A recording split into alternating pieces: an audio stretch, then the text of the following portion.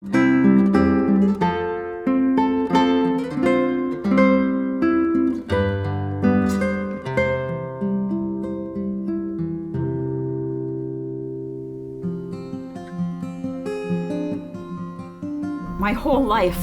whole younger life was consumed with the Red Scare, it seemed like. The Red Scare began after World War II and didn't end until really when the Berlin Wall came down in 1991. And it was marked by extreme fear of a nuclear bomb. We had drop drills in school, we had air raid sirens that were tested once a month. You know, there was a lot of fear of the other, and especially fear of Russians and Russian or Soviet communism intruding on the American way of life and taking our life away from us. And there were a lot of. My dad was in the entertainment industry in Hollywood, and that industry in particular was affected by the Red Scare, in that people were being accused of being communists, and you could lose your whole livelihood, and you might be interviewed by the House Committee on Un-American Activities, and that would be the end of your career. Could be.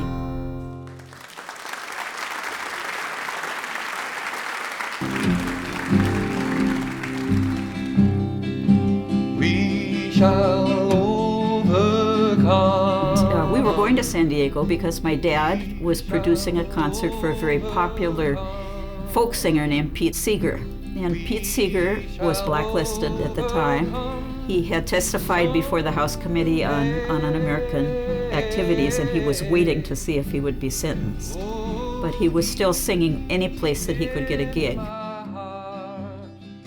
Pete Seeger had refused to sign something called a loyalty oath, which meant that you would not use the venue to do something to try and overthrow the government. And my dad signed that without any problem. But Pete Seeger didn't. He was a nonconformist, and he would not sign it. He was no longer a communist at that time, although he had been. And that just started a whole series of events in the press.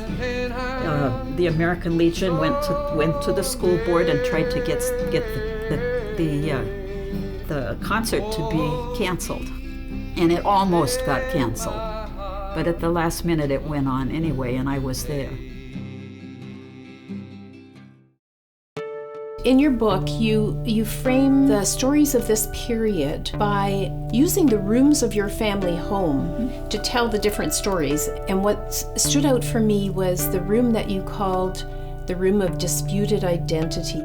Yes, and that room, the room of disputed identity, was a parlor right inside the front door, right beside the living room.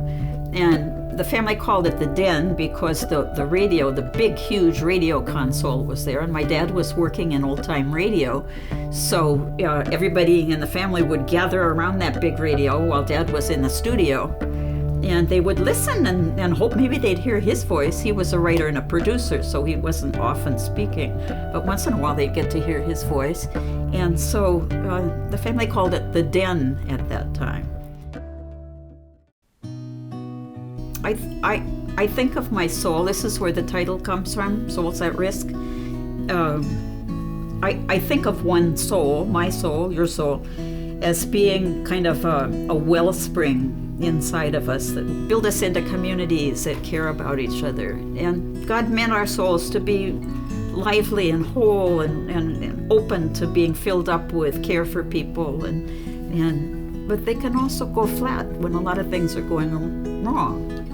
And I felt at one time in particular that mine almost did. And that was when my dad was involved in as part of his anti-communist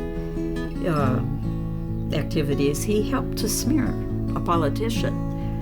And I survived, but my soul, I could just feel like it was going to be real hard for any of that good stuff to rise up again. Well, my sister took me in. My sister's 15 years older, my sister Ginny, and she took me in for that whole year, and we shared the trauma of that, and we could talk about it, and so I think of her as saving my life. I think she would have said the same thing too. There's such a connection between your story and the Red Scare in the United States and this time that we are living right now. Well, that's why I wrote the book when I did. In part as an act of resistance, in part as a warning about what can happen when the people around us are using all of their energy or a huge amount of their energy for hate. And also as an act of solidarity with the souls that are at risk now. Because there's a lot of extremism, particularly in the United States, white supremacy, conspiracy theories. A kind of oversimplifying. Right, polarization that really oversimplifies. And another thing would be that journalists are facing a lot of threat right now.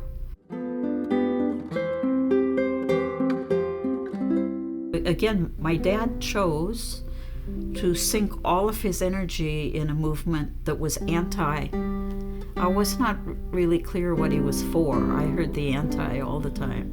And his world got smaller and smaller. His world got smaller and smaller. He had very few allies left. It had to be in a certain circle, and he wasn't listening to anybody else. So read it again one more time. Would you read it one more time? Sure. History, despite its wrenching pain, cannot be unlived. But if faced with courage, it need not be lived again. Thanks, Alana.